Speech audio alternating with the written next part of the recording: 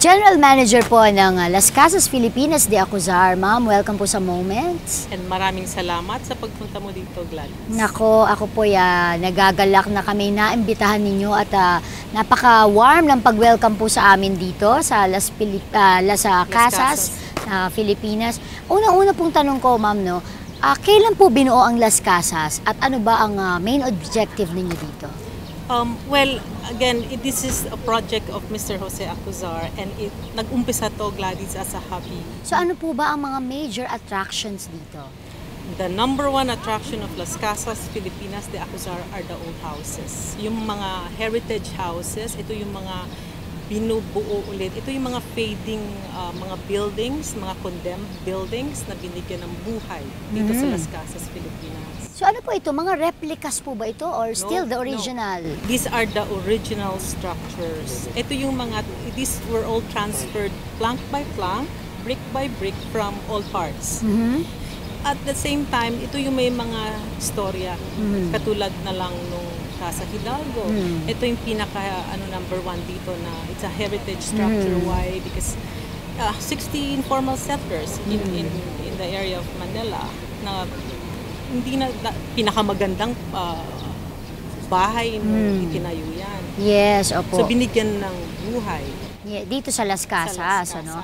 At nakita ko rin po na kumbaga hindi lamang ito perfect na getaway vacation for the whole family kasi at the same time educational, 'di ba? At well, nai-educate nga yung mga bata ngayon, 'di ba, na ito ganito ang itsura ng bahay noon dito sa, let's say, Casa Binondo, ayan, dito the sa younger generation. Tondo, yan, meron pa yung Casa Unisan, 'di ba? Yan naman yung pinaka-restaurant po dito, ano? Right. Yes, at meron din Casa May Kawayan. So yan naman ang bahay noon sa May Kawayan, makikita mo kung anong itsura noon, hindi And po ba? you'll notice yung mga bahay, we named it after the place where it came from.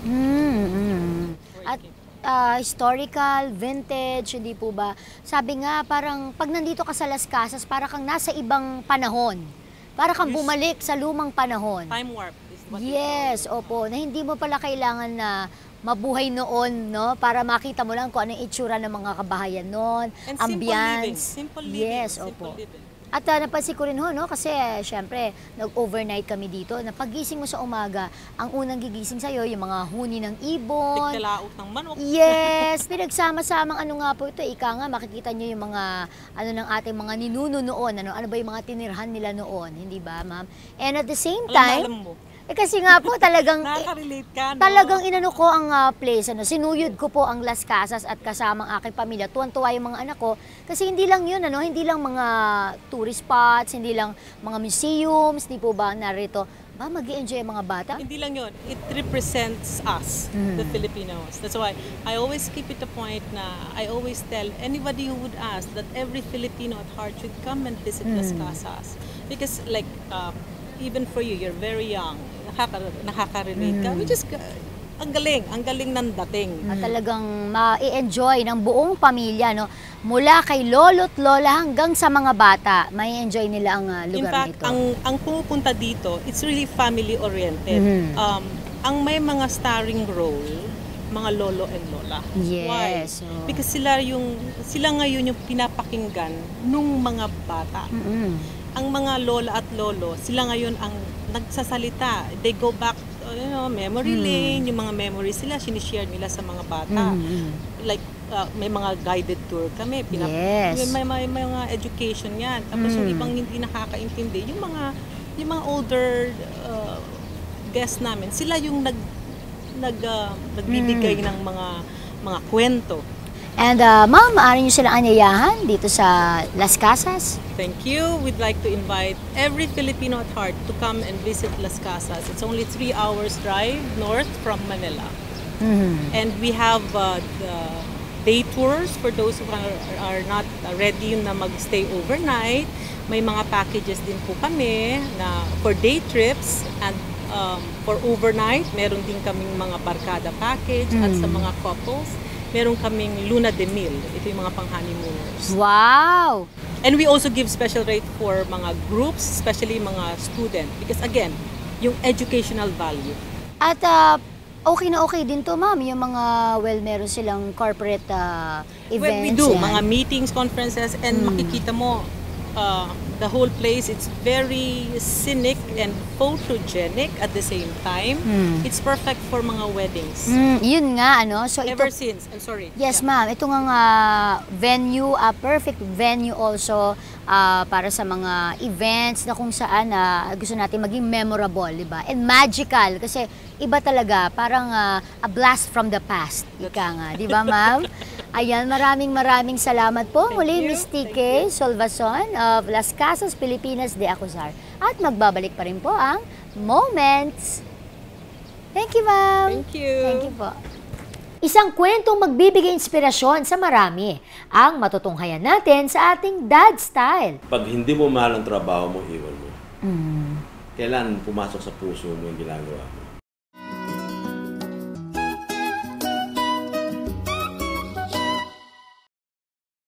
This time, a dadpreneur. So we have on Moments, Mr. Jerry Acuzar. Sir Jerry, welcome po sa Moments. Thank you. Naku, si Sir, mukhang a man of few words. Pero alam niyo po, mai-inspire talaga tayong lahat sa story ni Sir Jerry. Sir, pwede bang pakishare niyo sa amin yung nagsisimula pa lang kayo bilang, syempre, small entrepreneur pa lang kayo before? Pagkahanap buhay, alam mo, ang negosyo kasi, hindi naman pwedeng makuha mo yan ng simple lang eh. Laging mahirap yan. Hindi pwede yan na napupulot mo lang eh. So, Ayan. from 24 hours na trabaho yan. Sir, bago po kayo naging isang entrepreneur, bago kayo pumasok sa pagnenegosyo, kayo po ay isang ordinaryong empleyado na ika nga'y pumapasok 8 to 5 sa trabaho, ganyan. Ano po ang nag-udyok sa inyo talaga para pasukin na totally na walang ibang boss, kundi ang sarili nyo dahil nga po ganun sa pagnenegosyo, hindi ba? Ano po yung motivation nyo? Motivation ko, yung tipong tatrabaho ko ng sincero sa pinag-iempleyado ko almost 16 hours a day. At the same time, siyempre, nag-iisip ka ng sideline. So, sumasideline naman ako sa ironwork, sa mga bakal-bakal, paggawa ng bintana. Meron akong maliit na shops. Based on your own experience, sir, parang it's payback time na gusto nyo ring makita yung iba na magkaroon ng sarili nilang tahanan. Ang iba tinutulungan ko magnegosyo on their own. Kasi ako tinayo ko to, mahal ko to eh. Kung papasok sila tapos hindi man nila pinaghirapan, baka mawala. Iba yung ikaw ang naghirap eh. Ngayon, pag naghirap ka, supportahan kita. Pag hindi mo mahal ang trabaho mo, iwan mo. Kailan pumasok sa puso mo yung ginagawa mo. Sir, tell us something about Las Casas, Pilipinas sa Bagak, Bataan. Paano niyo po ito sinimulan? Meron akong boss, si Speaker Belmonte. Siya nagturo sa akin about heritage and, art and culture. Because of collection siya, collection. Kung minsan, tinuturuan niya ako ng, Jerry, tingnan mo nga itong collection nito, ganyan. So, yung age ko na yon, wala akong hilig sa art eh. Hanggang time, nabuo na ako doon. Na meron palang kailangang heritage and art. Na minsan, nagugustuhan mo na eh. Papasok sa sarili mo yan eh. Yes. Pero dapat meron kang mentor. Hindi mo makukuha yan kung wala nagturo sa'yo eh. Meron akong property sa Bataan na pag-isipan namin na gumawa ng bahay. So, usong-uso nun yung mga piyesa ng bahay, ginagawa mong flooring, hagdanan, bintana. So, gigibayin mo yung bahay. Kukunin mo yung mga piyesa, gagawa, liligay mo, tanggal-tanggal, liligay mo sa iba-ibang parts ng pinagagawang bahay. Nakakita si kaibigan ko si Abet. Sabi ko kay Abet, Abet, hanap mo ang lumang bahay. Nakakita sa Santa Cruz. Meron doon, binibenta, ganyan-ganyan. Sige, gigibain na. Bago gibain, bilhin ko na. Bintabili yan. Tinanggal na ngayon yung, dinila ko ngayon yung bahay. Ang ganda ng bahay. Pag nakita ng bahay, parang tao din eh. Na ikalo may puso eh. Lalo, masaya eh. Tira-class na sa ngayon. Hindi lang ngayon sa Bataan. So, naggawa ako ng team. Nung gumawa ako ng team, kaya kumuha ko ng maestro karpentero, kumuha ko ng isang nagmason, electrician, lahat, basta isang team. Yes. Kumuha kami isang bahay. Sabi ko sa ahente, gumawa ka nga ng isang bahay dyan, so kumuha siya ng Cagayan House. from Cagayan. So, madali naman gawin yan, all wood eh. So, naging hobby ko lang. Hobby. Tayo, tapos ako mismo umaakyat doon sa bubong, sa superbus, kasi pinag-aaralan ko eh. So, nag-enjoy ngayon ako. Isa-isa pala to, sir. Ano? Isa-isa. Unti-unti Unti-unti. ang pagbuo ng mga bahay sa Las Casas, Pilipinas. Hanggang sa napagdesisyonan nyo na nga, sir, na i-open na ito sa public, yung mga interesado, syempre, na, mag-day tour, ganyan. At, syempre, interesadong makita, kumbaga, ang Filipino heritage, di ba? Yung mga, ano ba ang mga bahay noon ng ating mga kanununuan na hindi na inabutan, syempre, ng mga kabataan ngayon, ng bagong henerasyon ngayon. As a dad naman, sir, how do you manage your time? Syempre, isa kayo sa pinaka-busy na tao. Yun.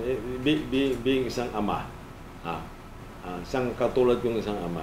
Yung Las Casas kasi para sa anak ko yan eh. Bumili ako ng beach para sa anak ko. Hanggang naging hobby na namin pare-pareho. Saka, ang linggo, di ba, quality time. Yes, opo. Yung ginagawa ko to para sa anak ko to eh. Yes. Di ba?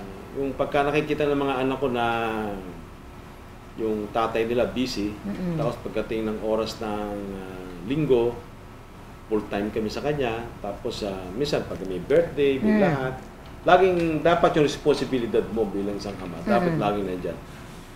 I-guide mo dapat yung anak mo. Kahit sa telepono, kahit saan, basta kailangan ka ng anak mo, nandiyan ka lagi. Kasi lahat ng ginagawa natin sa hanap buhay natin, para naman sa pamilya mo to, di ba, para sa sarili mo. Marami pong salamat ulit, Mr. Jerry Acuzar of New San Jose Builders and Las Casas, Pilipinas. At magbabalik pa rin po ang Moments. Kailan kayo huling naglaro ng mga larong Filipino? Mamaya sa pagbabalik ng Moments, maglalaro tayo.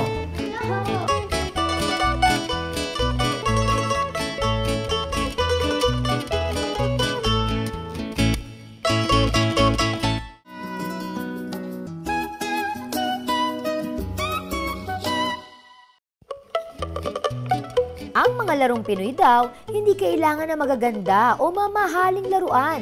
Karamihan sa mga traditional Filipino games ay nilalaro sa lansangan. At kahit ilang players lang, okay na. Dahil sa resourcefulness ng mga batang Filipino, nakakabuo na sila ng mga larong tunay na challenging at exciting gaya ng piko, patintero, luksong tinik o luksong baka at tumbang preso. Ngayon naman, maglalaro kami ng larong piko. Tuturuan ko si Christoph at si Akisha. Ready? Okay. Wait. Look at me first. Teka, number 1 muna, di ba? Ay, muntik pa. Okay, watch me first. Dapat nandun yung you call that pato.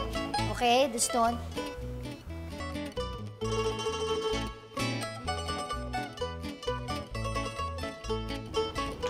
Good job. And then one foot only. No. Good job. And then step there. Ay, teka, hindi ka dahil step sila. Whoop! One, foot only. 1, 2, 2. There. Ganun. Ay, no.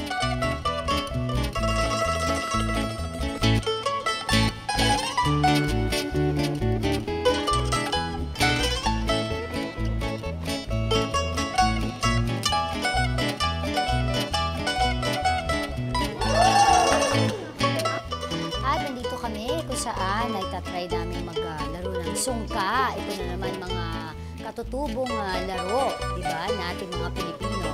So, Kisha and Christoph, dahil si Kisha at si Christoph, hindi na nila alam itong laro ito, kaya ipapakita ko sa kanila kung paano maglaro nito. Are you ready, Christoph and Kisha? Ha? Yes! Watch, Mami. Okay. So, saan nga kuya yung start dito, no? Ayan. Ayan. Ito ang bahay ko, syempre. 3. Naku, parang talo ko. Hindi pa. 1, 2, 3. Yun. Oh.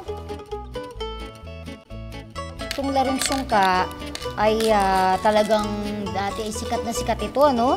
Sana hanggang ngayon ay maaari pa rin natin itong ituro sa mga kabataan dahil isa to sa mga larong Pinoy na talaga namang sikat na sikat.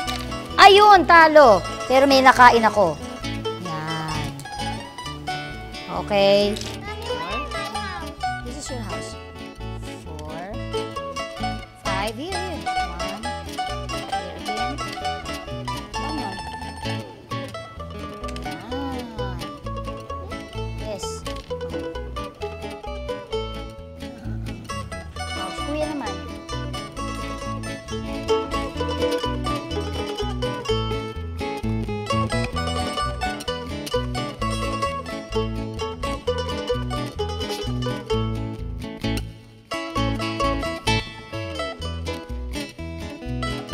Yun, mas maganda sigurong ipasa din sa ating mga anak na mga hindi nila naabutan, ano, yung mga ganitong katutubong laro natin, mga Pinoy, at para makita nila kung gaano rin ka-exciting, di ba, yung mga laro natin na talagang sariling atin.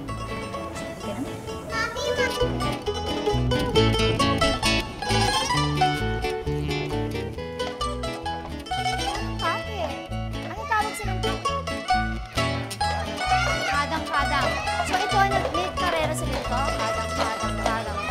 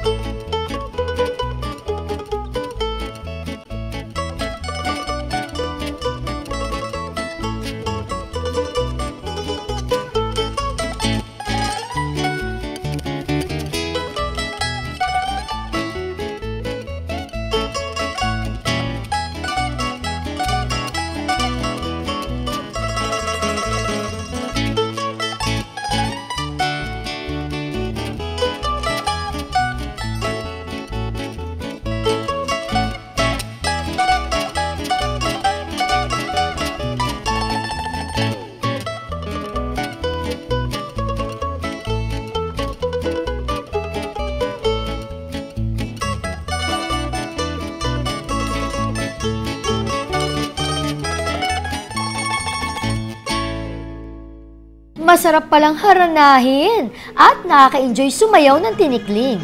Isang napakagandang cultural show ang naghihintay sa atin sa pagbabalik ng Moments!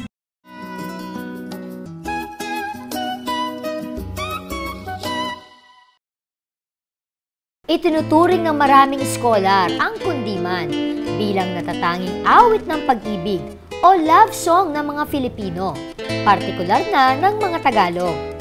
Sinasabing ang salitang kundiman ay maaaring nagmula sa mga salitang kung hindi man. Karaniwang kundiman ang ginagamit na pangharana sa mga kadalagahan noong unang panahon. Subalit ang kundiman ay ginamit din ng mga revolusyonaryo noong panahon ng pananakop ng mga Kastila bilang paraan ng pagpapahayag ng pagmamahal sa bansa at paghahangad ng